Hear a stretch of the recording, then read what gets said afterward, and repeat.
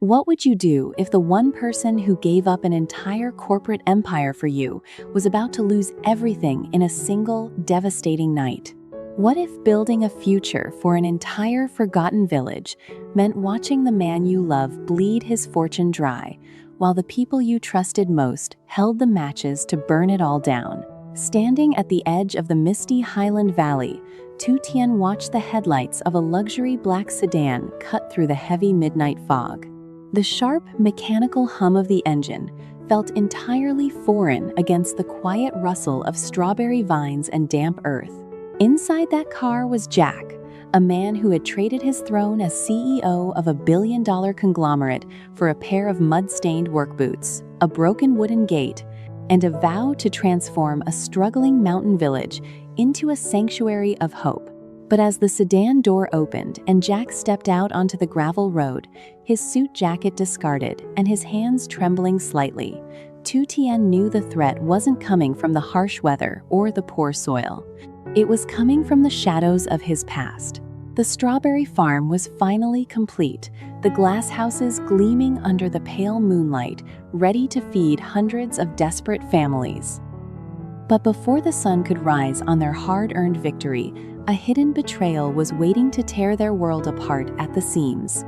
The morning had started with a deceptive, fragile calm. Sunlight filtered through the sprawling glass panels of the newly finished strawberry farm, casting a warm amber glow over rows upon rows of ripe, ruby-red fruit. Villagers who had spent decades struggling against barren land and ruthless lenders were now walking down the central aisle, their eyes wide with disbelief. Old men with calloused hands gently touched the lush leaves, while children ran along the pristine brick pathways, their laughter echoing through the humid air. For Tu Tien, seeing these smiles was supposed to be the final chapter of a long, painful journey. She stood near the main control center of the irrigation system, holding a wooden clipboard, her eyes scanning the green expanse. Yet, her heart refused to rest. She couldn't stop watching Jack. Jack was standing near the entrance, surrounded by local elders and city investors alike. To anyone else, he looked every bit the powerful former executive, poised, decisive, and commanding respect with every word. But Tu Tien knew the subtle signs of his exhaustion. She saw the way his fingers tightened around his phone every time it vibrated, the brief flinch in his eyes whenever an unfamiliar car drove past the outer gate, and the strain in his voice as he assured the farm hands that their contracts were secure. "You haven't slept in 3 days, Jack," Tu Tien said softly, stepping up beside him as the crowd moved toward the packaging station. She reached out, her fingers gently brushing against his sleeve. "The farm is finished. The villagers have their livelihoods back. Why does it feel like you're waiting for executioner?" Jack turned to her, his sharp jawline softening for only a second as his eyes met hers. He didn't offer a reassuring smile. Instead, his gaze darted toward the far end of the valley, where the sleek steel towers of his former company's regional headquarters glinted on the horizon. "Finishing the farm was only half the battle, Tu Tien," Jack murmured, his voice low and heavy with unsaid warnings. "Building something beautiful in a cold world is an invitation for people to break it. My former board members don't care about these villagers.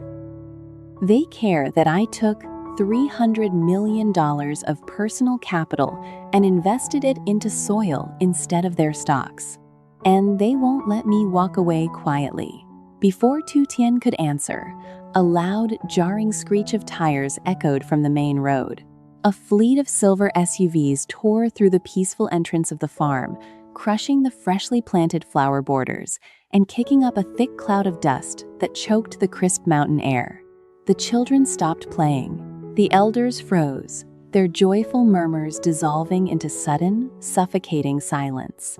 The door of the lead vehicle opened, and a man in a tailored gray suit stepped out. It was Marcus, Jack's former chief financial officer, and the man who had orchestrated the corporate coup that forced Jack out of the city months prior. Behind Marcus stepped 4 armed security guards carrying legal notices and industrial equipment. "Look at this," Marcus sneered, his polished shoes clicking loudly against the dirt path as he looked around the gleaming strawberry farm with sheer contempt. The great CEO Jack, reduced to playing farmer in the mud with peasants. "Is this where your grand vision brought you?" Jack stepped in front of Tu Tien instantly, his shoulders shielding her as he locked eyes with his former associate. His posture was unflinching, his voice dead calm. "You're trespassing on private land, Marcus. State your business and get off my property." "Private land?" Marcus chuckled, pulling a thick leather folder from his coat and tossing it onto a nearby wooden harvest crate. "Check the land registry, Jack."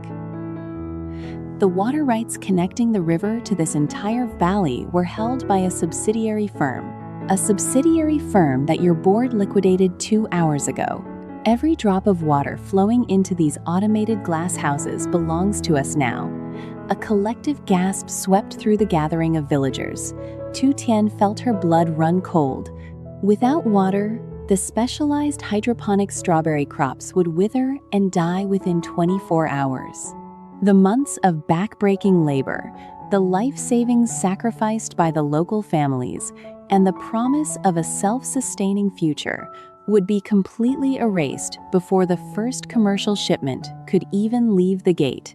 "You sabotaged the municipal valve down at the lower bridge." Tu Tien spoke up, stepping forward despite Jack's protective arm. Her voice rang out clear and furious. "You didn't just buy the rights, you cut the main line this morning. That's why the pressure dropped." Marcus turned his glare toward Tu Tien, a cruel smirk spreading across his face. "A perceptive girl, but business is business. If Jack doesn't sign over the patent rights to his cold chain agricultural technology by sunset today, I will order the main supply pipe sealed with concrete. Every single strawberry in these houses will rot on the vine, and this entire village will be left with nothing but unpayable debt." The silence that followed was heavier than the storm clouds, gathering over the mountain peaks. Jack stared at the legal documents resting on the crate.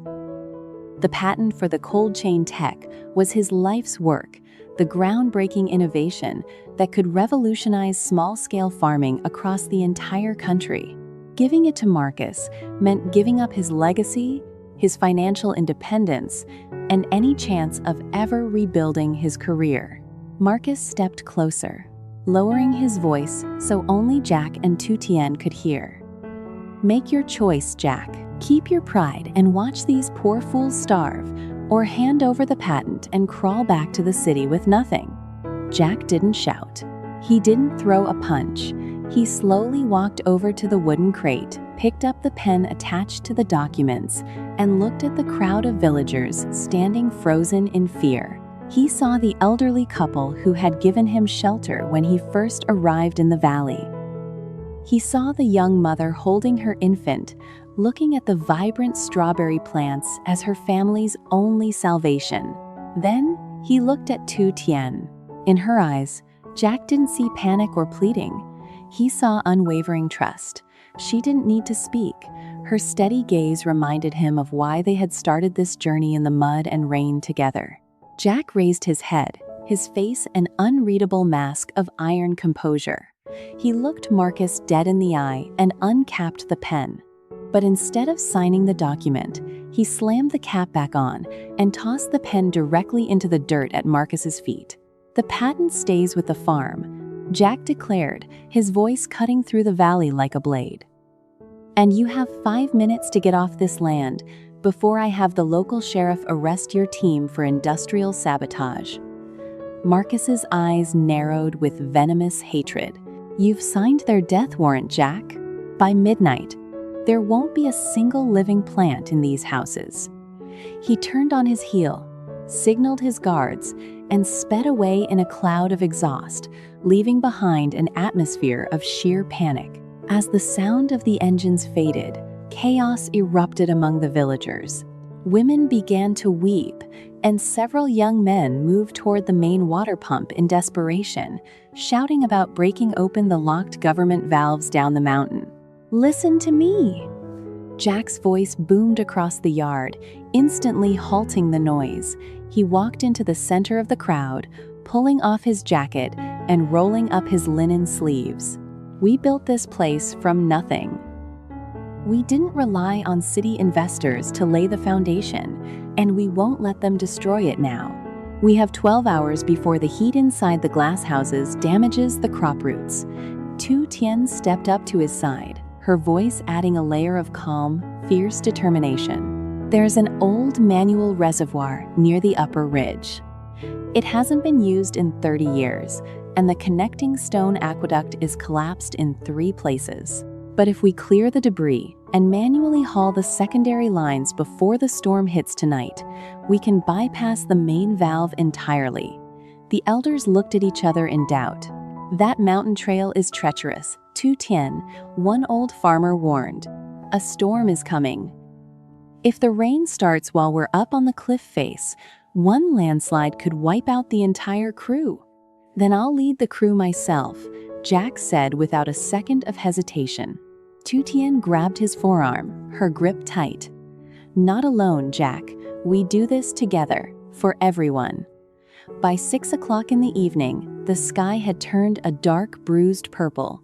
Cold mountain winds whipped through the valley, rattling the newly installed glass panels of the farm. High up on the sheer rocky cliff face above the village, a line of lanterns flickered against the growing darkness. Jack, Tu Tien, and 20 brave men from the village were waist-deep in mud, digging through decades of soil, fallen tree trunks, and sharp rocks that blocked the ancient stone aqueduct. Every movement was an agony of strained muscle and burning lungs. Rain began to pour in heavy, blinding sheets, turning the hillside into a slippery slide of earth and gravel. Jack worked like a man possessed, his bare hands bleeding as he pried massive granite stones out of the mud channel. Tu Tien worked right beside him, her face splattered with mud, hauling heavy plastic hoses through the downpour to forge a temporary connection from the old mountain spring down to the farm's main holding tank. "Jack, watch out!" Tu Tien suddenly screamed over the roar of the thunder. A massive wooden timber, loosened by the torrential rain, shifted at the top of the embankment and came crashing down directly toward the lower trench, where 2 young village workers were struggling with a heavy pipe valve. Without thinking, Jack threw himself across the slick rocks, shoving the 2 young men out of the way just as the heavy timber slammed down. The impact threw Jack off balance, sending him sliding down the steep, muddy embankment. He crashed violently into a stone retaining wall, a sharp crack echoing over the sound of the wind as his left shoulder took the full force of the blow. "Jack!" Tu Tien dropped her lantern and scrambled down the muddy slope, her knees bruising against the sharp rocks. She reached his side, her heart hammering against her ribs with pure terror. Jack was gasping for air, clutching his dislocated shoulder, his face pale under the mud and rain. But when he looked up and saw Tu Tien's panicked eyes, he forced himself to sit up, gritting his teeth against the searing pain. "The valve," Jack rasped, his voice ragged, pointing with his good hand toward the pipe just feet away. "Did it? Did it hold?" Tu Tien looked at his injury, tears stinging her eyes and mixing with the freezing rain. "Forget the pipe, Jack. You're hurt. You need to get down to the clinic." "No." Jack grabbed her hand, his fingers cold but his grip iron strong. "If we don't clear this channel right now, the water won't reach the farm before the emergency power dies. Lock the coupling, Tu Tien. Do it now." Looking at his determined, unyielding gaze, Tu Tien choked back a sob. She stood up, wrapped her hands around the massive iron lever of the high-pressure mountain valve, and threw her entire body weight against it. For 3 agonizing seconds, nothing happened. The metal screeched against rust and age. Then, with a deafening roar, the heavy valve turned. A surge of fresh, clear mountain water burst through the cleared stone channel, rushing down the heavy rubber hoses toward the illuminated valley below like a white river of life. Down in the valley, the sudden hum of the farm's secondary filtration pumps roared to life. High-powered floodlights flashed on, illuminating the glass houses in a brilliant, glowing emerald light against the pitch-black night. The emergency alarms ceased, replaced by the steady, rhythmic sound of water misting through thousands of strawberry trays. The storm raged on until 3 in the morning, but high up in the simple wooden farmhouse overlooking the property, the quiet was absolute. A single oil lamp flickered on the bedside table. Jack sat on the edge of the cot, his torso bare, wrapped in clean white bandages, where the village doctor had popped his shoulder back into place and dressed his wounds. The silence between him and Tu Tien was thick, filled with the unsaid weight of everything they had survived. Tu Tien walked in carrying a bowl of warm water and a clean cloth. She sat down on the wooden stool beside him, wringing out the towel with trembling hands. She began to gently wipe the dried mud and faint traces of blood from his neck and chest. Jack watched her in silence, his eyes soft as he observed the exhaustion lining her face, the mud still dried in her hair, and the fierce, protective grace that had kept him grounded through every trial.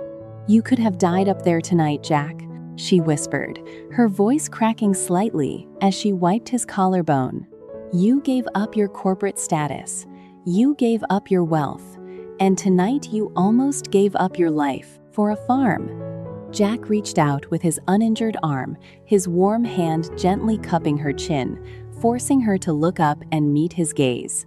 "I didn't do it for a farm, Tu Tien," Jack said, his voice low, steady, and filled with a depth of raw sincerity that made her breath catch in her throat. "I spent 10 years in the city acquiring things that meant nothing. I had titles, money, and power, but every night I slept in an empty room, feeling like a ghost. This farm, these people, and you. This is the first time in my life I've ever built something that actually mattered." Tu Tien stared at him, a tear finally slipping down her cheek, leaving a clean trail through the dust on her face. "They will come back, Jack, Marcus and the board. They won't stop trying to take what you've built." Jack smiled, a small, tired, but dangerously confident smile. "Let them try. They have lawyers and money, Tu Tien. But we have this land, we have these people, and they will never understand what it means to fight for something you truly love." The next morning broke with a clarity that felt almost surreal. The storm had washed away the haze, leaving the mountain air crisp, sweet, and golden under a bright sun. At the main gate of the farm, 3 large refrigerated trucks were idling, their engines humming smoothly. Villagers were lined up in 2 long rows, laughing and talking as they passed wooden crates packed to the brim with glowing, perfect red strawberries from person to person, loading them into the cargo bays. Children were playing tag near the entrance gate, their cheeks rosy from the cool morning air. The elders stood near the central gazebo, drinking hot tea and watching the hive of activity with eyes full of pride and relief. Jack stood near the loading dock, wearing a clean shirt, his arm held tightly in a dark sling. Marcus's silver SUV was parked near the outer gate, but Marcus wasn't smirking anymore. He was standing beside 2 officers from the Provincial Economic Crimes Division, his face pale, as they reviewed the illegal water diversion logs and property tampering evidence that Jack had quietly documented and handed over at dawn. As the police led Marcus away in handcuffs, he didn't even look back at the farm. Tu Tien walked up to Jack's side, carrying 2 small woven baskets filled with the very first yield of the morning harvest. She handed one to him and took a small, bright red strawberry from her own. "It's over, isn't it?" she asked quietly, watching the trucks seal their doors, ready to transport the harvest to markets across the entire region. Jack looked out over the gleaming glass houses, the bustling villagers, and the breathtaking green valley that had once been a place of despair. Then he looked down at Tu Tien, his gaze lingering on her face with quiet, unyielding devotion.